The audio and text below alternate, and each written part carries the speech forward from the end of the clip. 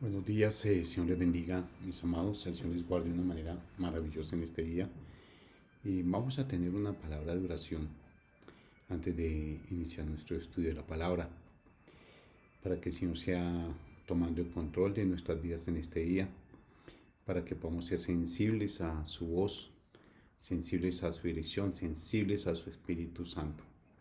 Señor, te bendecimos y te glorificamos, te damos gracias porque tú eres bueno, tú eres maravilloso, Señor. Tú eres digno de toda gloria, de toda honra y de toda alabanza. Gracias, Señor, por un día nuevo. Gracias por tus misericordias en este día, Señor. Gracias por la preciosa sangre de Jesús de Nazaret, que limpia nuestras vidas de todo pecado y de toda maldad. Por la obra de la cruz, gracias. Te pedimos perdón, Señor, por todo aquello que hemos hecho, que hemos hablado, que hemos pensado, Señor, y que ha agraviado tu santidad.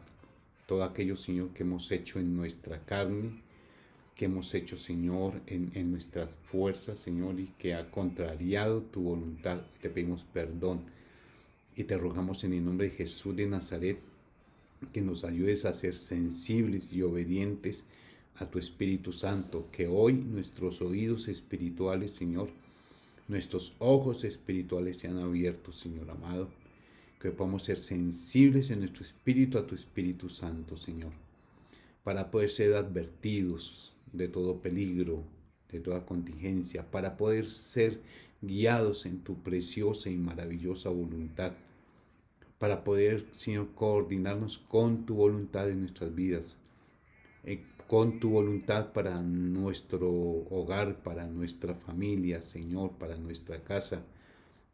Ayúdanos para podernos dejar guiar por tu Santo Espíritu hoy. Que el carácter de Cristo, que el carácter de Jesús de Nazaret sea formado, sea tallado en cada uno de nosotros, Señor, en medio de las circunstancias y del tiempo que estemos viviendo, Señor. No solo particularmente en este tiempo, en cualquier momento, en cualquier circunstancia, Señor. Nosotros podemos ser sensibles, podemos ser obedientes, Señor amado, a tu Espíritu Santo, Padre, en el nombre glorioso de Jesús. Tu palabra dice que tu Espíritu Santo nos guiará a toda verdad. Y anhelamos, Señor, ser guiados, ser enseñados por tu Espíritu, ser tallados por tu Espíritu, Señor. Te pedimos ahora que por medio del Espíritu y tu palabra nos exhortes, nos edifiques, Señor, y nos consueles para tu gloria, tu honra y tu alabanza. En el nombre de Jesús de Nazaret. Gracias, Padre amado. Amén y amén. Qué bueno podernos reunir de nuevo en este día. Y el día domingo estábamos hablando acerca de dos salmos, especialmente el Salmo 46 y el Salmo 18. En el día de ayer terminamos de ver el Salmo 46, pero quiero que sigamos hablando en lo que viene en el Salmo 18. Y retomando el Salmo 18, nos dice la Escritura que del trono de Dios salían, versículo 12, Salmo 18, versículo 12. Dice, de su trono grandioso, de su grandioso trono, lenguaje actual, salían nubes, granizos y carbones encendidos. De pronto en el cielo se oyó una voz de trueno, era la voz del Dios Altísimo, que se dejó escuchar entre granizos y carbones encendidos. 14. Arrojó sus relámpagos como si disparara flechas, dispersó sus enemigos y los hizo salir corriendo. Y no podemos leer estos versículos sin caer en cuenta, sin pensar en la obra de la cruz, sin pensar en Jesús de Nazaret allí en la cruz del Calvario. Allí cuando dice la Escritura que estaba llevando nuestros pecados y nuestras maldades. Allí donde tuvo que pagar el precio de nuestra salvación. Y hablaba que había una guerra, había un batallar espiritual, decía el domingo. Había una guerra espiritual allí. Una guerra espiritual que se estaba librando por nuestras almas. El enemigo buscando retener nuestras almas para que se perdieran y Dios buscando liberar nuestras almas. Pero solamente se podía hacer al precio de sangre. Dice la Escritura en Hebreos que sin derramamiento de sangre no hay perdón de pecados. Para que haya perdón de pecados se tiene que derramar sangre. Y no cualquier sangre, se tiene que derramar sangre inocente. No sirve que un pecador muera por otro pecador. Se necesita que el derramamiento de sangre sea de sangre inocente. Así como en el Antiguo Testamento llegaba el judío o el prosélito. Un prosélito es uno que nació fuera del judaísmo, pero que se convirtió al judaísmo, a la religión judía, al pueblo judío.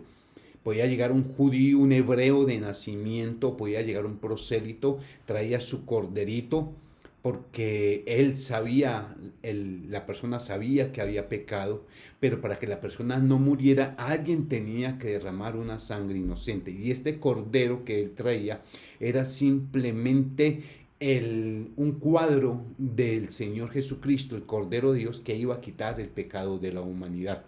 Entonces el ofensor colocaba su mano sobre el cordero para poder en ese momento traspasar sus pecados allí y poder de esa manera ser salvo de la muerte. El cordero moría en lugar del pecador.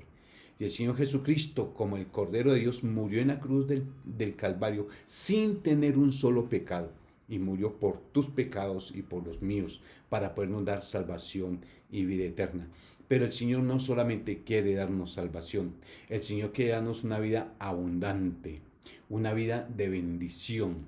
La salvación es aquella que asegura el Señor para nuestras vidas por medio de la obra de Jesús de Nazaret en la cruz de Calvario.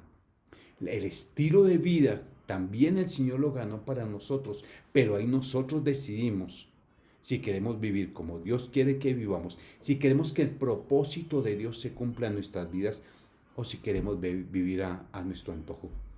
Y si vivimos a nuestro antojo, nuestro estilo de vida no va a ser muy agradable al Señor y a nuestro espíritu no va a ser agradable. Si persistimos en vivir de una manera fea, si persistimos vivir contendiendo con nuestro prójimo, con nuestros hermanos en Cristo, con nuestra familia de sangre, con nuestros vecinos, si persistimos vivir en esa contienda, en esa pelea, no va a ser agradable al Señor y no va a ser agradable para nosotros, no va a ser agradable. Dice entonces que allí el Señor arrojó relámpagos como si disparara flechas, dispersó a sus enemigos y los hizo salir corriendo. Dios mío, tú reprendiste al mar y por causa de tu enojo el fondo del mar quedó a la vista. En tu enojo resoplaste y los cimientos de la tierra quedaron al descubierto. Y nos recuerda también en aquel momento de liberación, cuando el Señor rescata al pueblo de Israel. Y están entre el ejército de los egipcios y el mar rojo. Y lo que hace allí el Señor es decirle a Moisés, mira, toca con la vara el mar y el mar se va a dividir. Y el mar se divide. Los abismos de los mares, dice, se dividió y el pueblo pasó en seco. Puede que nosotros tengamos al frente en este momento un mar rojo o un Jordán que fue el que dividió Josué. No importa cuál sea el mar, no importa cuál sea la dificultad que tengamos al frente, el Señor nos anima, el Señor nos insta a creer que Él tiene el control, el Señor nos insta a confiar en Él, el Señor nos insta a que nuestra fe crezca de tal manera que podamos descansar en el Señor y no estar angustiados, no estar desesperados por la situación que se está viviendo, sino que realmente confiemos en Él.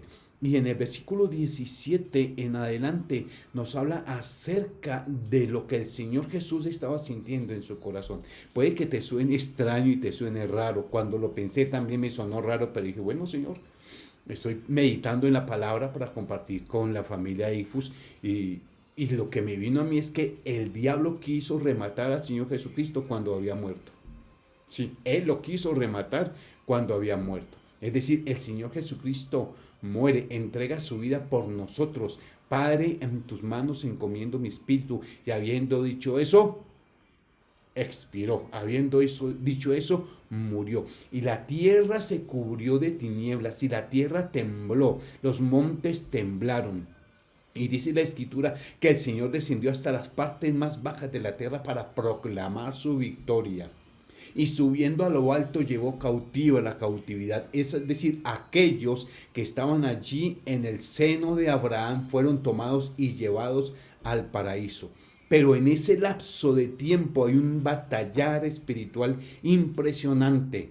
Satanás no se conforma simplemente con que Jesús muera en la cruz del Calvario, sino que él quiere rematarlo, él quiere retenerlo. Por eso dice la Escritura que ni siquiera las cadenas de la muerte lo pudieron retener.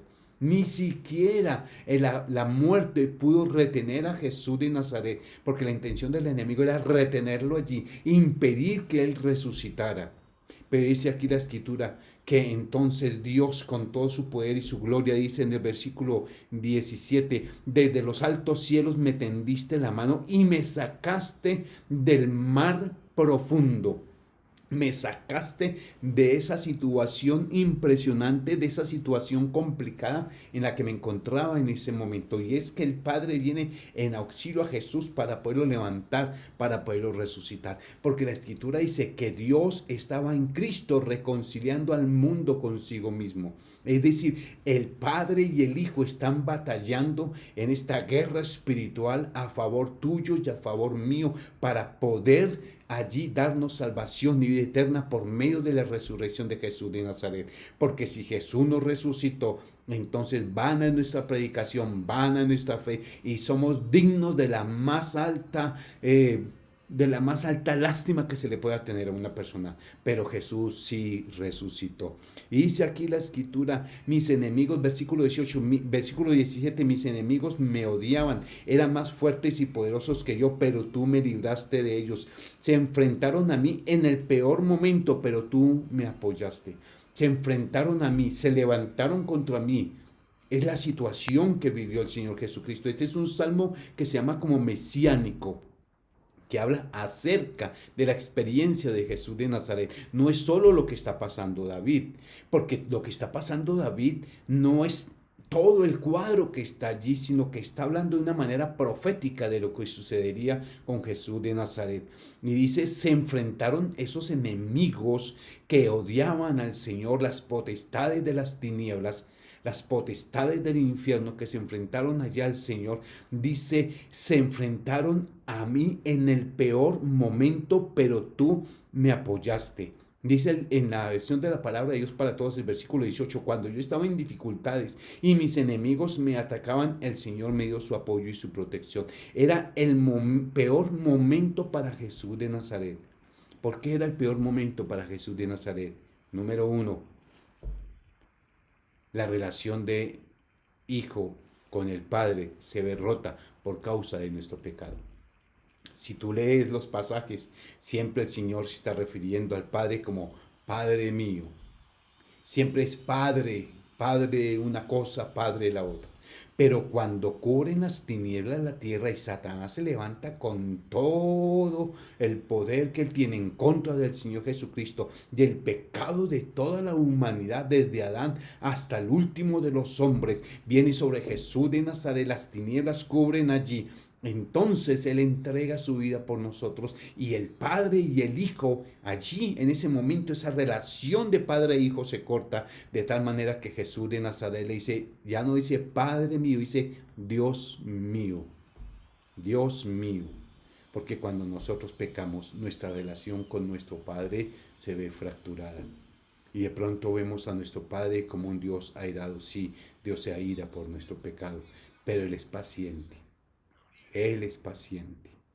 Dice que el Señor es lento para la ira y grande en misericordia. Es decir, el Señor refrena, el Señor retiene el juicio contra nosotros por amor a la obra de Jesús de Nazaret, por nosotros, por la fidelidad a la obra de Jesús de Nazaret a favor nuestro. Entonces, es el peor momento para Jesús de Nazaret. Es el peor momento para nuestro Salvador. Esa comunión de Padre e Hijo se corta. Lo otro, sus amigos, sus discípulos, Pedro lo ha negado. Judas le da un beso y con ese beso lo traiciona. Marcos sale huyendo desnudo. Y en el momento de la crucifixión, sus discípulos están a lo lejos mirando lo que sucede. Lo abandonaron. El único que se encuentra allí es Juan. Siempre Dios va a colocar un Juan en nuestras vidas. Siempre. Ese Juan puede ser un hijo, ese Juan puede ser un esposo, ese Juan puede ser una esposa. Ese Juan es una persona que siempre tiene una palabra de fortaleza, siempre tiene una palabra de aliento. Ese Juan es una persona que de pronto no siempre está allí presente en medio de todos los días, pero que cuando tú estás en dificultad, que cuando tú estás en lucha, que cuando tú estás pidiendo auxilio, siempre ese Juan va a estar ahí. Siempre ese Juan va a poder estar con tiempo para orar por ti. Ese Juan va a poder estar allí para servirte. Siempre el Señor tiene un Juan a nuestro lado, no un Judas, no. El Señor no quiere que nosotros tengamos Judas a nuestro lado. El Señor coloca a un Juan a nuestro lado. Y el único que estaba de sus discípulos allí era Juan. Y el Señor le encarga una tarea. Le dice a María, mujer, he ahí tu hijo. Y le dice a Juan, he ahí tu madre. Y le encomienda la tarea de cuidar de María. Dios siempre va a colocar un Juan a nuestro lado. Dice, se enfrentaron a mí en el peor momento, pero tú me apoyaste. Porque Dios el Padre estaba en Cristo Jesús con el poder del Espíritu Santo, reconciliando a la humanidad pecadora con Él. Él es el ofendido, nosotros somos los ofensores. Él es el agredido, nosotros los agresores. Él es el fiel y ha sido traicionado. Nosotros somos los infieles y los traidores, pero a pesar de eso el Señor nos amó. No sé si de pronto en algún momento te has visto rodeado de personas infieles, de personas que te traicionan, de personas que te engañan, de personas que te defraudan, de personas que han hecho algo feo contra ti. Pero el Señor, así como Dios estaba en Cristo reconciliando al mundo consigo mismo, es importante que nosotros no guardemos rencores en nuestro corazón, sino que podamos perdonar a esas personas. De pronto no se puede llegar a tener el mismo grado de confianza que se tenía antes por algún momento, pero es importante guardar nuestro corazón. Dice la Escritura, sobre toda cosa guardada, guarda tu corazón. ¿A quién necesitas perdonar hoy? ¿A quién necesitas hoy extenderle la gracia y la misericordia que Dios te ha extendido a ti? ¿A quién necesitas en tu corazón perdonar?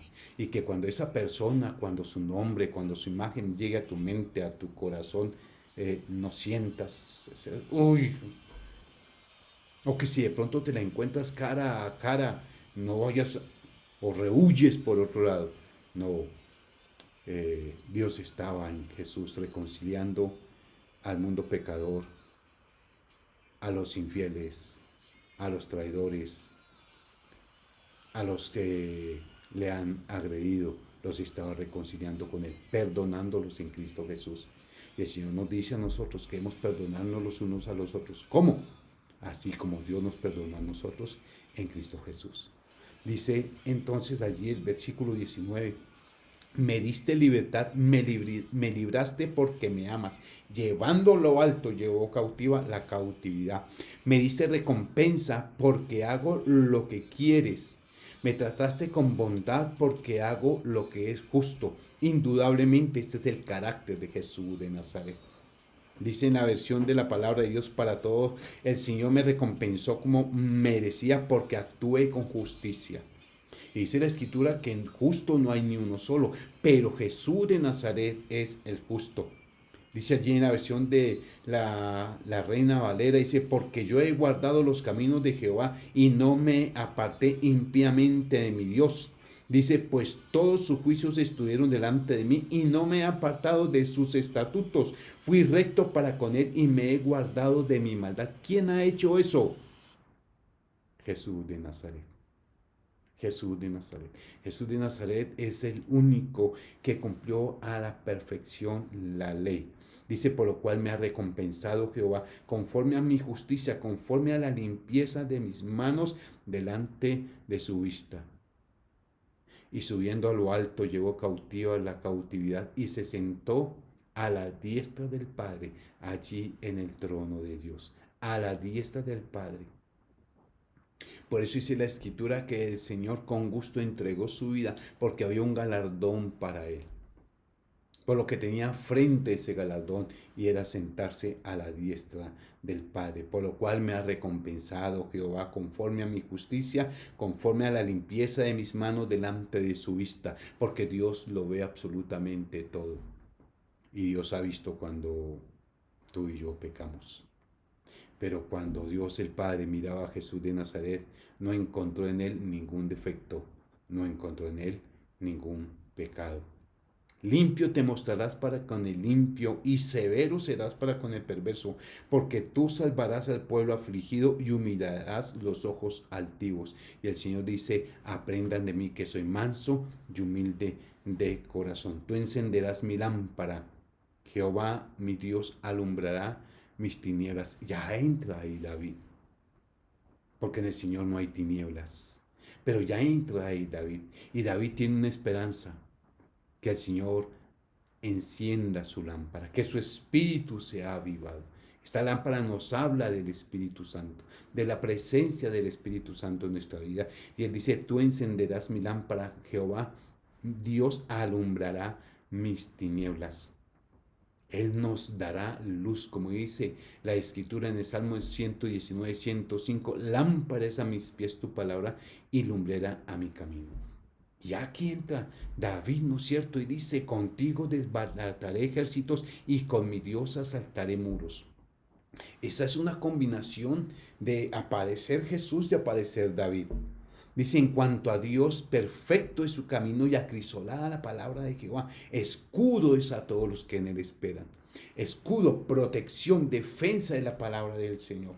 Por eso cuando el enemigo viene a tentar al Señor Jesús después de haber estado ayunando 40 días y 40 noches, el Señor siempre le respondió ¿con qué? Con la palabra, escrito está, escrito está, escrito está.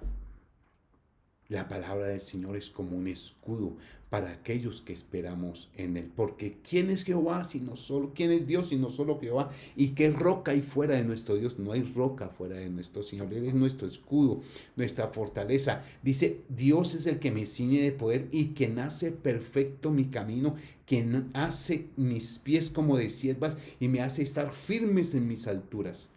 Esa capacidad que tienen los siervos de estar en lugares escabrosos pero firmes, esas alturas espirituales, el Señor dice que Él nos ayuda para estar firmes espiritualmente.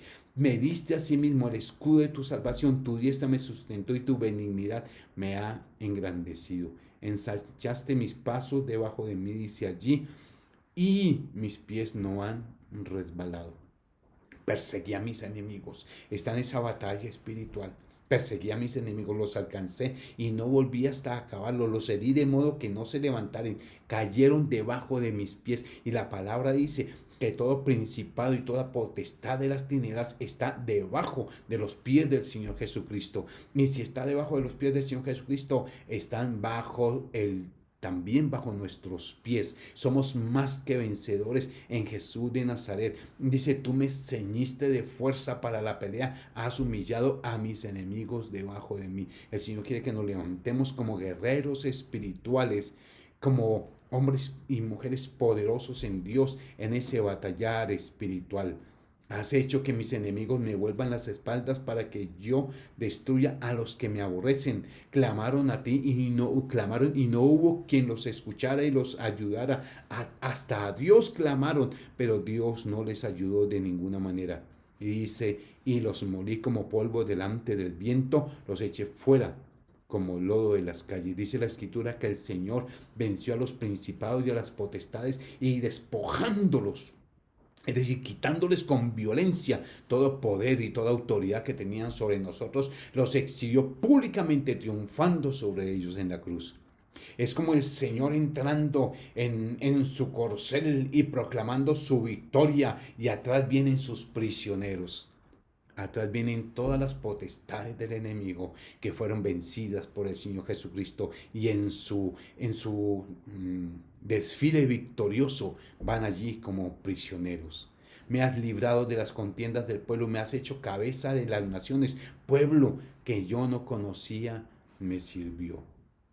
Pueblo más bien que no lo conocía, sí, le servimos, porque nosotros no conocíamos al Señor. Ahora lo conocemos y nos llama a servirle. Y sigue diciendo la escritura para avanzar al versículo 46. Viva Jehová y bendita sea mi roca y enaltecido sea el Dios de mi salvación. El Dios que venga a mis agravios y somete pueblos debajo de mí. El que me libra de mis enemigos. El Señor nos libra de todo enemigo que quiera levantarse para acabar con nosotros. Él nos libra de esos enemigos espirituales. Él nos libra de esos demonios que Satanás manda contra nosotros para destruirnos. Grandes triunfos da a su rey y hace misericordia a su ungido, a David y a su descendencia para siempre. Y nosotros somos descendencia de David por la parte de Jesús de Nazaret. Como iglesia somos descendencia y el Señor siempre nos va a dar la victoria. Y quiero terminar sintetizando. Número 1. Dios siempre va a colocar a un Juan a tu lado, que te ayude a fortalecerte y a consolarte. Que sea cercano, más cercano, mejor que un hermano es un amigo cerca. Dios siempre va a colocar allí un Juan a tu lado, para que pueda en momentos difíciles llevarte una palabra de consuelo, una oración, un abrazo, un escucharte, donde alguien con quien te puedas desahogar. Dios no quiere un Judas para ti. Lo otro es que necesitamos perdonar. Que así como Dios estaba en Cristo reconciliándonos a nosotros con Él, nosotros los traidores, nosotros los ofensores, nosotros los agresores, nosotros los infieles, Dios quiere que nosotros perdonemos a los que nos han ofendido de esa misma manera. Y 3, no importa cuál sea la batalla, el Señor Jesús siempre, con el poder de su Espíritu Santo, nos va a dar la victoria. No olvides, hoy es un día de bendición para ti. Hoy es un día de que el carácter de Cristo sea formado en nosotros. Y hoy Dios nos va a dar la oportunidad de poder hacer lo correcto. Tú puedes ser un Juan para alguien. Tú puedes escuchar a alguien, puedes ayudar a alguien, puedes consolar a alguien. Hoy puedes perdonar a alguien.